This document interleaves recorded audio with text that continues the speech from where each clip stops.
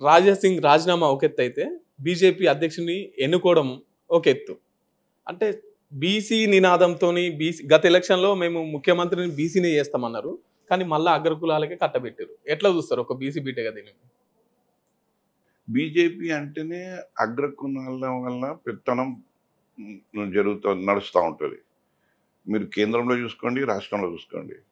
అగ్రకులాల యొక్క పెత్తనాన్ని కొనసాగిస్తారు వాళ్ళు.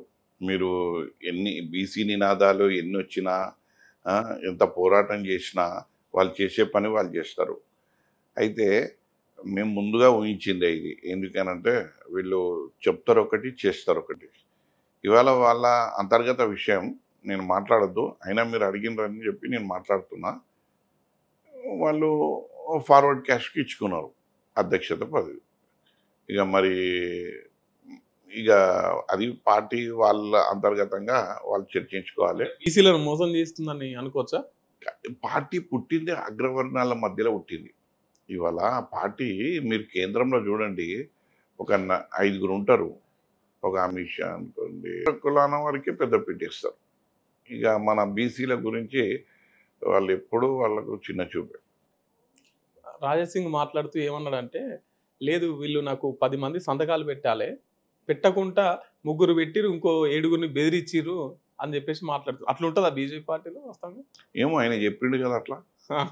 ఆయన అట్లా చెప్పిండు, మనం నమ్మాలి అంతే. అయితే రాజా సింగ్ దాంట్లో ఇంకో అర్థం కూడా మనం తీసుకురావచ్చు. ఏంటి అని అంటే, నీకు పెట్టలేదు అని అంటే నీ యొక్క నాయకత్వాన్ని గుర్తిస్తలేరు అన్నట్టు. భయపడించి పెట్టకుండా చూసిండ్రా, లేకపోతే వాళ్ళు ఈయన నాయకత్వం సరైంది కాదని పెట్టలేదా అన్నది క్వశ్చన్ మార్క్. ఓకే, మీరు ఎట్లా చూస్తారు ఈ అంశాన్ని? రాజా సింగ్కి కాదు అనడానికి నేను నా అనుభవం ప్రకారంగా Raja Singh is not fit. ఆయన అధ్యక్షునికి ఫిట్ కాదు. ఎందుకు ఇంతకుముందు గత ఎలక్షన్లలో బీజేపీ నుంచి ఒక్కడే అన్నట్టు అతను ఒక్కడే బీజేపీ పార్టీ నిలబెట్టిండు కదా. ఇప్పుడు ఏంది అని అంటే, జాగ్రఫికల్గా మనకేంది, అక్కడ ఓల్డ్ సిటీ ప్రాంతం ఇది. అక్కడ ఎప్పుడు ఓటర్లు ఎట్లా చూస్తారు అని అంటే, ముస్లింలను దృష్టిలో పెట్టుకొని ఓటేస్తారు. సరే, ఇతనికి అవకాశం ఇచ్చిరు మీరు అన్నట్టు, ఎవరిని గెలిపించకుండా ఇతను గెలిపించిండు. కానీ ఈయన చేసిండు ఏంటి? ఈయన ప్రజలకు ఏ రకంగా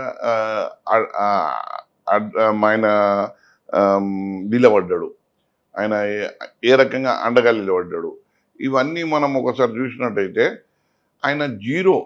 ఆయన ఏంది అని అంటే, ఆయన నాయకత్వం అనేది టోటల్గా ఫెయిల్యూర్ అయినటువంటి నాయకత్వం. మరి అలాంటి ఒక కాన్స్టిట్యున్సీలో నీకు నాయకత్వం ఇస్తే 10 మంది నాయకులను నువ్వు సృష్టించలే, నువ్వు ఆ నియోజకవర్గంలోనే నీ యొక్క నాయకత్వం ఫెయిల్యూర్ అయింది. ఇక నువ్వు రాష్ట్రానికి ఎట్లా అర్హునితావు? నీకు నాయకత్వ లక్షణాలు మెండుగా ఉండాలి. అలాంటి నాయకత్వ లక్షణాలు లేవు నీకు. 3 సార్లు ఎమ్మెల్యేగా అయినావు. నీ పార్టీని ఏంది అంటే, ప్రజలు ఏంది అంటే అనివార్యంగా అక్కడ అతన్ని గెలిపిస్తున్నారు. హిందుత్వం అన్న ఒక ఎజెండాతో గెలిపిస్తున్నారు. కానీ మొదటిసారి గెలిపించినప్పుడే నువ్వు ఎంతో అభివృద్ధి చేయాలి.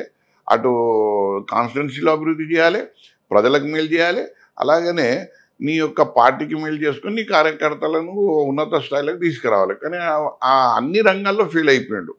అంటే నేను మాత్రం కేవలం ఏంటంటే ప్రజలకు కోణం నుంచే మాట్లాడాలి తప్ప, ఇక వాళ్ళ రాజకీయ పార్టీలో ఏం జరుగుతుంది, ఆయన ఎంతవరకు సక్సెస్ అయింది అన్నది నాకు అనవసరం.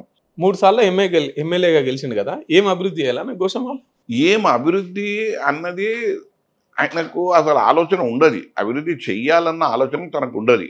ఎంతసేపు పైసలు దండుకోవడం, లేకపోతే బ్లాక్మెయిల్ చేయడం, లేకపోతే ఎక్స్టార్షన్లు చేయడం, ఇలాంటి దాంట్లోనే ఆయన ఏంది అని అంటే నిమగ్నమై ఉంటాడు. సో ఇక అభివృద్ధి అని అంటే ఆయనకు అంత ఆసక్తి ఉండదు.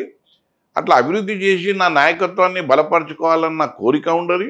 ఎందుకనంటే ఆయనకు తెలుసు, చిట్ట చివరిగా ఎన్నికలు వచ్చినప్పుడు మతతత్వంతోనే మనం గెలవచ్చు అన్నది అతనికి ఒక నమ్మకము.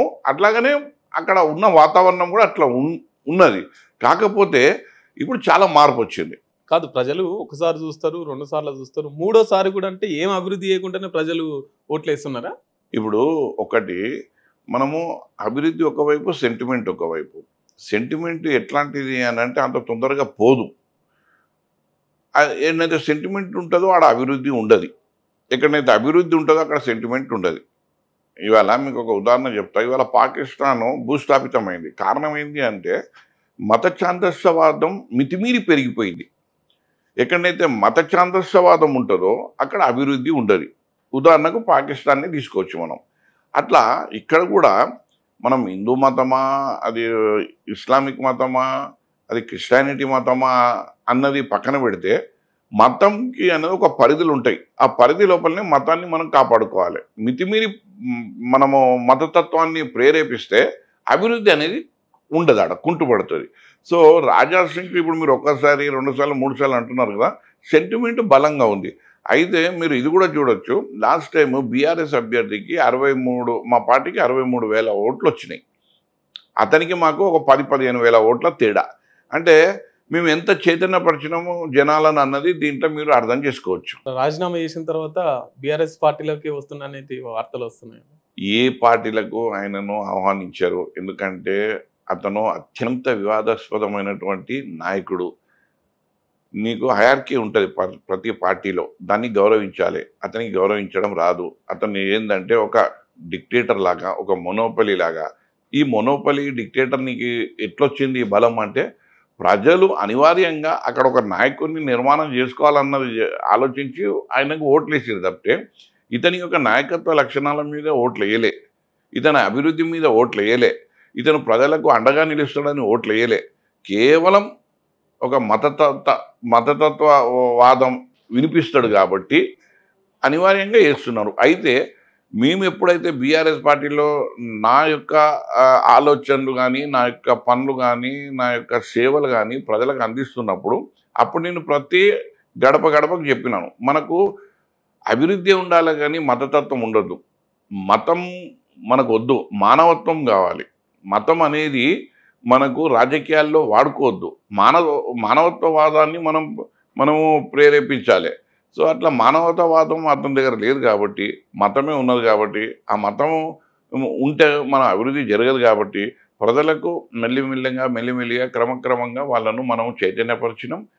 దానికి అనుగుణంగానే ఇవాళ 63,000 ఓట్లు వాడికి తీసుకురావడం జరిగింది.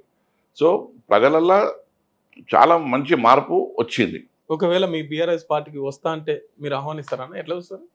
అది పార్టీ నిర్ణయం కదా. పార్టీ ఆయనను వెల్కమ్ చేస్తే మేమందరం వెల్కమ్ చేస్తాం.